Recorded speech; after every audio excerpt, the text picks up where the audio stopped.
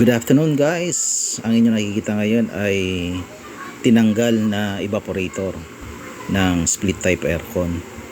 Dahil ang problema niya ay hindi na siya ganun kalamig. Kaya kung kayo ay may split type aircon sa inyong mga bahay, kailangan talaga ito yung ganitong proseso ng paggagawa, kasi talagang hindi siya malilinisan kung sa taas lang ang pinakabuga ng paglilinis. Kaya kung inyong makikita, madumi yung ilalim. Yan, kailangan talaga yung linisin para ma-access po yan. Kailangan talaga siyang ibaba.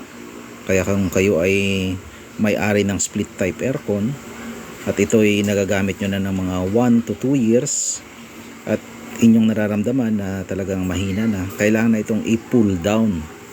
Pull down ang tawag po sa ganitong proseso ng paglilinis. Kakalasin talaga yung evaporator para malinisan talaga ang pinaka nakasiksik na mga dumi dyan sa pins. At saka pag malinis na yan, makikita nyo talagang tagus na ang liwanag.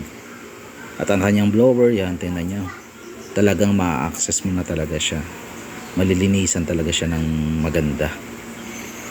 Yan, linis na linis. Para yung lamig niya na maibigay sa inyo, babalik na sa dati. Yan, titingnan nyo. Yan po yung palatandaan na malinis. Salamat.